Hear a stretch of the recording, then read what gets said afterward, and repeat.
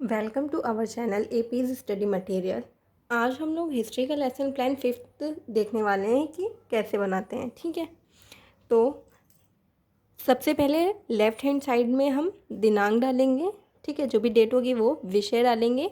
इतिहास, इसमें उपविषय नहीं होता है। ठीक है, तो वो ध्यान रखेंगे, उपविषय नहीं डालेंगे क्योंकि हिस्ट्री में कोई उपविषय नहीं होता है। प्रकरण डालेंगे। ठीक है, प्रकरण जो भी हमारा टॉपिक होगा उसको हम यहाँ लिखेंगे। जैसे आज का हमारा टॉपिक है प्रथम स्वतंत्रता संग्राम, कारण एवं परिणाम। ठीक है, तो वो लिखेंगे और उसको अंडरलाइन करेंगे। उसके बाद राइट हैंड साइड पे हम डालेंगे क्लास, कक्षा। ये 8th क्लास का है तो 8th क्लास। चक्र, पीरियड जो भी होगा वो लिखेंगे। अवधि 30 मिनट्स या फिर कॉलेज के अकॉर्डिंग जो भी आपको बताया गया है 35 मिनट्स, 25 मिनट्स, जो भी बताया गया है उसको हम यहाँ पे लिख देंगे। उसके बाद आ जाता है हमारा सामान्य उद्देश्य। सामान्य उद्देश्य आपको कॉलेज के साइड से दिया जाता है, लेकिन अगर आपको नहीं मिलता है तो यहाँ से आप लिख सकते हैं सामान्य उद्देश्य। सामान्य उद्देश्य के बाद आ जाता है हमारा विशिष्ट उद्देश्य। विशिष्ट उद्देश्य में पहला आएगा ज्ञानात्मक उद्देश्य। इसमें हम ध्यान देंगे कि हमने जो भी टॉपिक लिखा है उसे हम यहाँ पे लिखेंगे। ठीक है, जैसे मैंने लिखा है छात्रों को यह ज्ञान प्राप्त होगा कि किस प्रकार प्रथम स्वतंत्रता संग्राम, कारण व परिणाम से किस प्रकार समाज का दृष्टिकोण बदला। ठीक है, तो ये हम यहाँ पे लिखेंगे। इसके बाद आ जाता है हमारा बोधात्मक उद्देश्य। बोधात्मक उद्देश्य में भी हम ध्यान रखेंगे कि हमने यहाँ पे अपना जो टॉपिक था उसी को लिखा है। जो भी हमारा टॉपिक होगा उसको हम यहाँ पे लिखेंगे। ठीक है, उसके बाद आ जाएगा हमारा अनुप्रयोगात्मक उद्देश्य। ठीक है, अनुप्रयोगात्मक उद्देश्य में लिखेंगे छात्र मनुष्य द्वारा ही अच्छे कर्म करके दूसरे मनुष्य को किस प्रकार सुख और शांति प्रदान कर सकता है। ठीक है, फिर आ जाता है हमारा सहायक सामग्री। सहायक सामग्री में हम वही चीज़ें लिखते हैं जो भी हम टीचिंग के टाइम पे यूज़ करते हैं, जैसे marker, duster, chart, pointer, roller board, जो भी चीज़ें हम यूज़ करते हैं उसे हम यहाँ पे लिख देंगे। पूर्व ज्ञान, पूर्व ज्ञान में हम लिखेंगे कि छात्र प्रथम स्वतंत्रता के बारे में पूर्व ज्ञान रखते होंगे, कि मतलब जो भी हम टॉपिक पढ़ाने जा रहे हैं बच्चों को उसकी प्रीवियस नॉलेज होगी। उसी के बेसिस पे हम लोग क्या करते हैं, इंट्रोडक्टरी क्वेश्चन बनाते हैं। ठीक है, प्रस्तावना प्रश्न मोस्ट इम्पॉर्टेंट होता है लेसन प्लान में हमारा इंट्रोडक्टरी क्वेश्चन। ठीक है, इंट्रोडक्टरी क्वेश्चन कॉलेज वाले किसी किसी कॉलेज में होता है 5 बनवाते हैं, कहीं पे 4 और कहीं पे 3। तो हमारे कॉलेज में 3 इंट्रोडक्टरी बनवाए गए थे तो हम लोगों ने 3 बनाए हैं। पहला लिखा है हमने छात्र अध्यापिका क्रिया, फिर छात्र अनुक्रिया। इंट्रोडक्टरी क्वेश्चन क्रॉस क्वेश्चनिंग में बनते हैं, जैसे जो हमारा क्वेश्चन होगा उसका जो आंसर मिलेगा उसी आंसर से हम अपना दूसरा क्वेश्चन बनाएंगे और फिर उसके आंसर से तीसरा क्वेश्चन बनाएंगे। ठीक है, और थर्ड क्वेश्चन हमारा क्या होता है, प्रॉब्लमेटिक होता है। अगर 5 बनाए हैं तो 5वां प्रॉब्लमेटिक होगा और 4 बनाए हैं तो चौथा क्वेश्चन आपका क्या होगा, प्रॉब्लमेटिक होगा। तो हमने यहाँ लिखा है पहला क्वेश्चन है हमारा, हमारे देश का क्या नाम है। बच्चे उत्तर देंगे हमारे देश का नाम भारत है। ठीक है, फिर दूसरा क्वेश्चन है भारत देश किन किन लोगों के अधीन था। तो हम बच्चे उत्तर देंगे भारत देश मुगलों और अंग्रेज़ों के अधीन था। तो हमने यहाँ अंग्रेज़ों को उठा के एक दूसरा क्वेश्चन बनाया है, अंग्रेज़ों के खिलाफ किस सन में भारतीयों ने बड़ा विद्रोह किया था। तो ये प्रॉब्लमेटिक क्वेश्चन हो जाएगा, बच्चे इसका उत्तर नहीं दे पाएंगे। तो हम उद्देश्य कथन में लिखेंगे। ठीक है, तो हम उद्देश्य कथन में लिखेंगे अंग्रेज़ों के खिलाफ 1857 में भारतीयों ने बड़ा विद्रोह किया। आज हम लोग 1857 के प्रथम स्वतंत्रता संग्राम, कारण एवं परिणाम नामक पाठ का विस्तृत अध्ययन करेंगे। ठीक है, इसके बाद आ जाता है हमारा पहला पॉइंट। ठीक है, क्योंकि हिस्ट्री लेसन प्लान में 4 टीचिंग पॉइंट होते हैं तो ये हमारा पहला पॉइंट है। तो इसमें पहले लिखेंगे शिक्षण बिंदु, फिर छात्र अध्यापिका क्रिया। शिक्षण बिंदु में हमने लिखा है पहला टॉपिक अपना सन 1857 ईस्वी की क्रांति।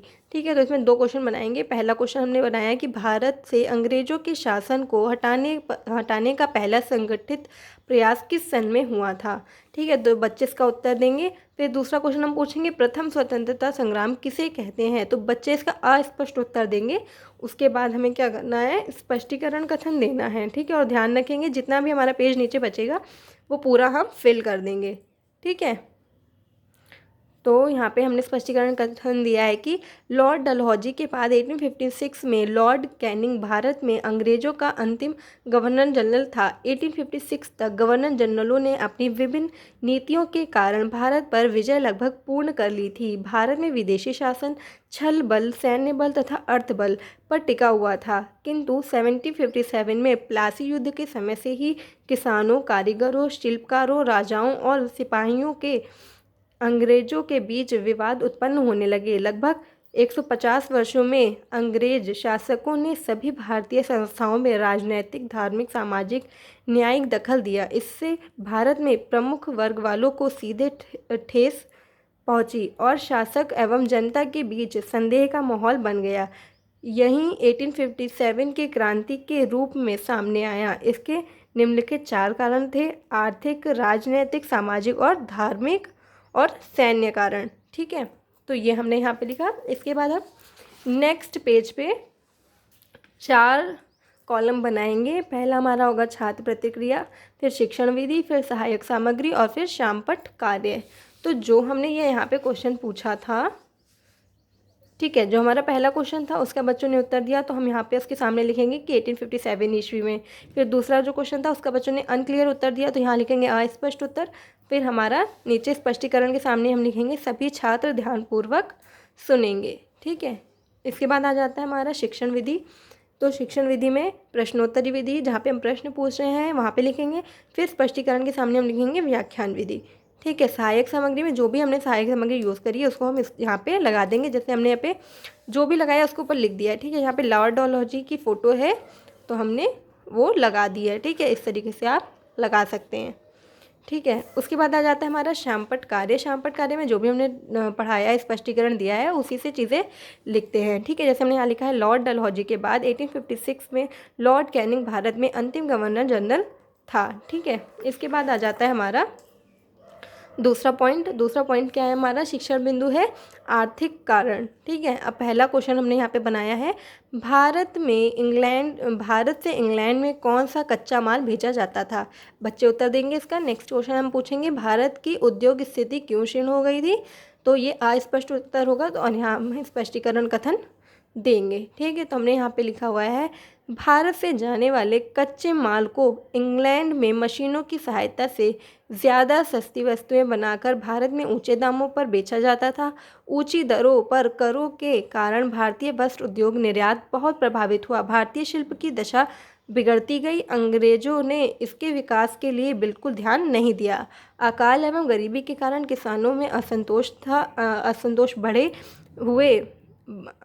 था। बढ़े हुए लगान वसूलने के कारण किसान क्षुब्ध थे। सेना से हटाए गए सैनिक भी अंग्रेजों के शत्रु हो गए थे। शिक्षित भारतीयों को उच्च पदों पर नहीं नियुक्त किया जाता था। उन्हें अंग्रेज कर्मचारियों की तुलना में बहुत कम वेतन भी दिया जाता था।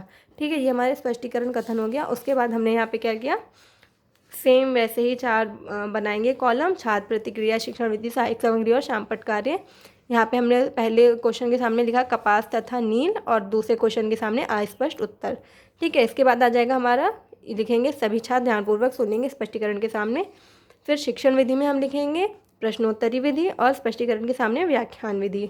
ठीक है, तो यहाँ पे हमने जो भी उनके बीच में युद्ध हुआ था उसकी एक पिक्चर लगाई है। ठीक है, इस तरीके से। ठीक है, तो ये लगा देंगे।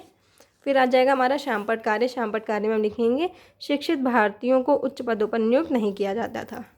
ठीक है, अब आ जाता है हमारा तीसरा शिक्षण बिंदु। ठीक है, पहला इसमें हमने लिखा है राजनैतिक कारण। ठीक है, फिर इसका पहला क्वेश्चन पूछेंगे, अंग्रेजों ने मुख्य सम्राट बहादुर शाह जफर के साथ कैसा व्यवहार किया था?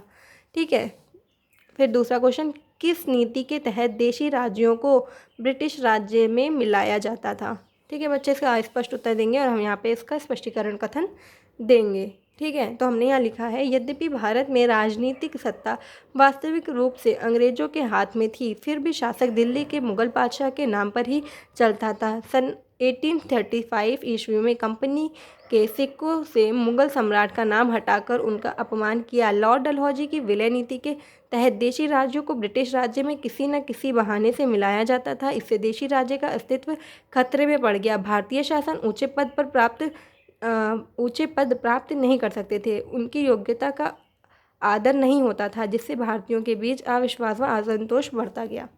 ठीक है, ये हम स्पष्टीकरण देंगे। फिर आ जाएगा हमारा सेम, हम 4 कॉलम बनाएंगे, छात्र प्रतिक्रिया, शिक्षण विधि, सहायक सामग्री और शामपट कार्य।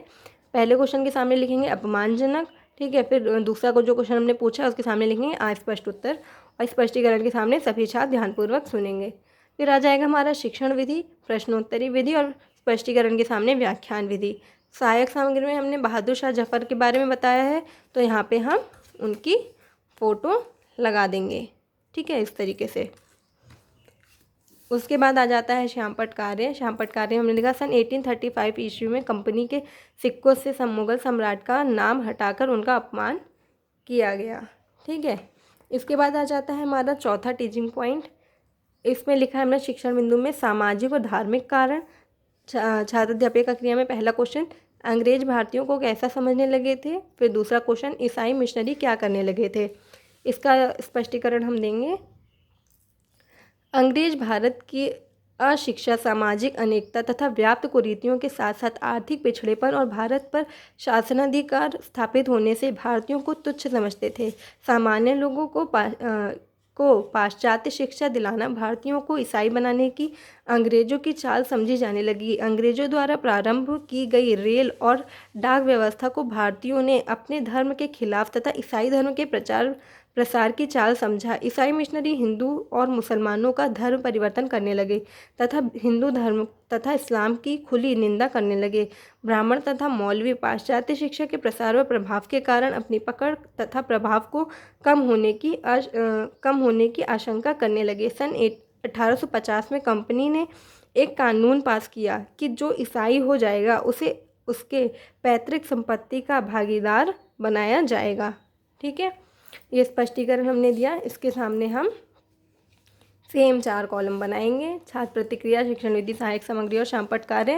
पहले क्वेश्चन के सामने हमने लिखा तुच्छ, दूसरे क्वेश्चन के सामने लिखा अस्पष्ट उत्तर और स्पष्टीकरण के सामने हमने लिखा सभी छात्र ध्यानपूर्वक सुनेंगे, ठीक है। उसके बाद आ जाता है हमारा शिक्षण विधि, प्रश्नोत्तरी विधि और स्पष्टीकरण के सामने व्याख्यान विधि। सहायक सामग्री में हमने ब्लैक बोर्ड की सहायता से अगर समझाया है तो हम यहाँ पे लिखेंगे श्यामपट्ट की सहायता से समझाएंगे, ठीक है। ये सहायक सामग्री का जो कॉलम होगा ये खाली नहीं रहता है। अगर इसमें आपने टीचिंग एड नहीं लगाया है तो आप यहाँ पे लिखेंगे श्यामपट्ट की सहायता से समझाएंगे, ठीक है। उसके बाद आ जाएगा श्यामपट्ट कार्य। श्यामपट्ट कार्य हम लिखेंगे पाश्चात्य शिक्षा दिलाना भारतीयों को ईसाई बनाने की अंग्रेजों की चाल समझी जाने लगी, ठीक है।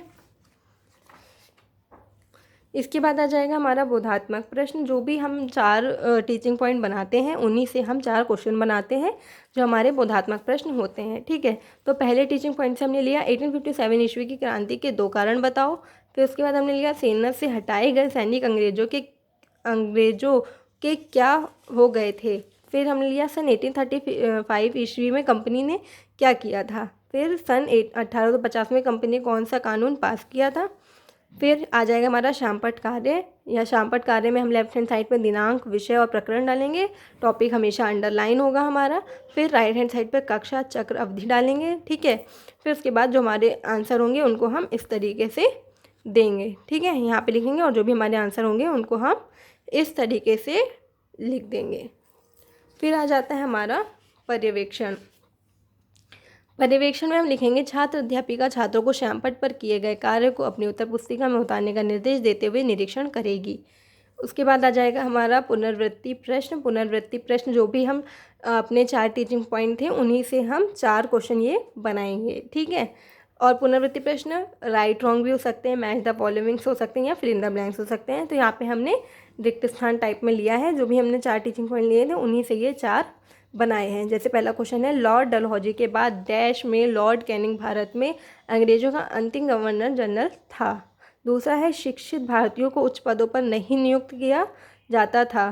फिर शासन दिल्ली के डैश के नाम पर ही चलता था। फिर अंग्रेज भारतीयों को डैश समझते थे, ठीक है। फिर उसके बाद आ जाएगा गृह कार्य। गृह कार्य हमने लिखा 1857 ईस्वी की क्रांति के 4 कारण लिखकर याद करें। यहाँ पे गृह कार्य देने के बाद हमारा एक लेसन प्लान कंप्लीट हो जाता है, ठीक है।